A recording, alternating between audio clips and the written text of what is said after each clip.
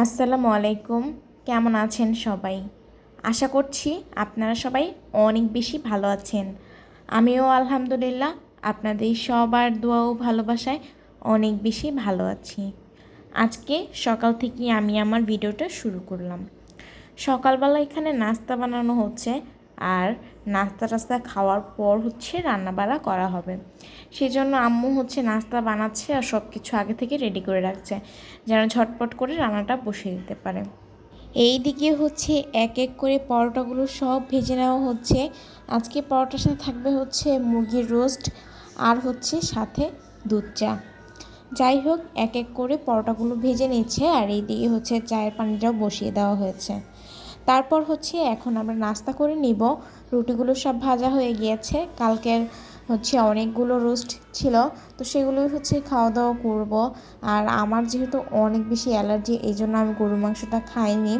আর আজকেও আম্মু গরুর মাংসটা রান্না করতে চেয়েছিল, কিন্তু আমি একদমই না করে দিয়েছি, যেহেতু আমার অনেক বেশি অ্যালার্জি। এক পিস গরুর মাংস খেলেই একদম চুলকাইতে চুলকাইতে আমার জীবন শেষ, আর ওষুধ খাইতে হবে 3-4টা। যাই হোক, সেজন্য আম্মুকে বললাম একটু অন্য কোনো আয়োজন করো। আম্মুকে বললাম যে ভর্তা কিংবা মাছ টাছ এগুলো রান্না করো আর কি। তো সেই জন্য আম্মু ফ্রিজ থেকে কই মাছ বের করে নিয়েছে, তারপর কই মাছগুলোকে ভালোভাবে ভেজে নিচ্ছে। তারপর কই মাছগুলোকে উঠিয়ে এখন তরকারিটা বসিয়ে দিবে। এখানে পরিমাণ মতো পেঁয়াজ বাটা, তারপর পরিমাণ মতো আদা রসুন বাটা, তারপর জিরা বাটা দিয়ে দিচ্ছে। এরপর হালকা পরিমাণে একটু পানি দিয়ে দিয়েছে। পানি দিয়ে একটু হালকাভাবে নাড়াচাড়া করে তারপর পরিমাণ মতো হলুদ গুঁড়ো দিয়ে দিচ্ছে। এরপর পরিমাণ মতো মরিচ গুঁড়ো দিয়ে দিবে। তো তারপর খুব ভালোভাবে কষিয়ে নেবে। আর দেখেন কালারটা কি সুন্দর হয়েছে। কষাতে কষাতে যখন একদম উপর থেকে তেল ভেসে উঠবে, তখন লবণটা দিয়ে দিবে। লবণটা আগেই দেওয়ার কথা ছিল, তবে আম্মুর দিতে মনে ছিল না, এজন্য পরে লবণটা দিয়ে দিয়েছে। যারা আমার ভিডিওটি শুরু করেছেন অবশ্যই একটি লাইক দিয়ে আমার সম্পূর্ণ ভিডিওটির সাথে থাকবেন। তারপর মশলাগুলোকে খুব ভালোভাবে কষিয়ে এরপর যেই ধুন্দুলগুলো ছিল সেই ধুন্দুলগুলো এখন দিয়ে দিচ্ছে। এরপর খুব ভালোভাবে নাড়াচাড়া করে নিচ্ছে। আর এই তরকারিটা খেতেও মাশাল্লাহ অনেক বেশি মজাদার হয়েছিল, একটু ঝাল ঝাল হয়েছিল, খেতে ভীষণ পরিমাণে ভালো লেগেছে আমার কাছে।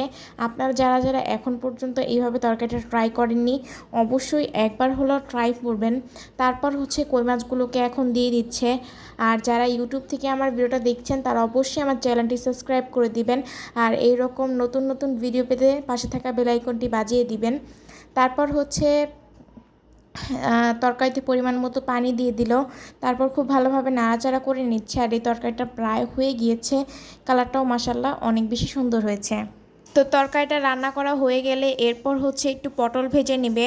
তো এরপর একটা কড়াইতে পরিমাণ মতো তেল দিয়ে দিচ্ছে। ফ্রিজে অনেকগুলো পটল ছিল, অনেক দিন ধরেই ফ্রিজে ছিল, তবে আমাদের খাওয়া হচ্ছিল না। এই জন্য আজকে সবগুলো পটল বের করেছে, বের করে সবগুলো আজকে ভেজে নেবে।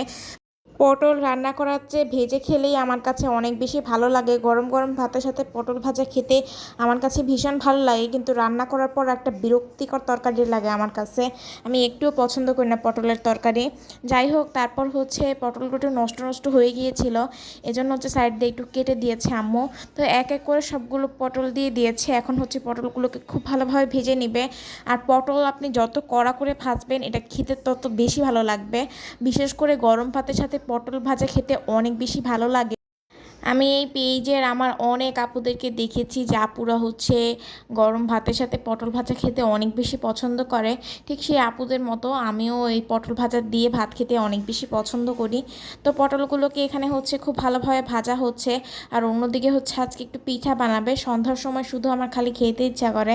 তো এই জন্য আম্মু আগে থেকেই পিঠাগুলো বানিয়ে রাখবে, যাতে সন্ধ্যার সময় যখনই আমি বলবো তখনই আমাকে সামনে দিতে পারে।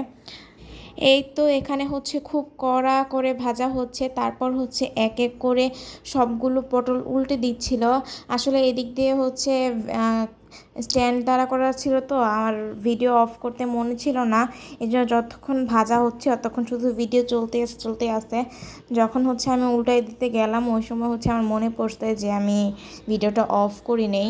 যাই হোক, এই দিকে পিঠাটা বানানো হচ্ছে। আর আজকে বাইরে অনেক সুন্দর একটা ওয়েদার, বৃষ্টি হয়েছিল। যাই হোক, আজকের মতো এখানে বিদায় নিচ্ছি। ভালো থাকবেন সবাই, আল্লাহ হাফেজ।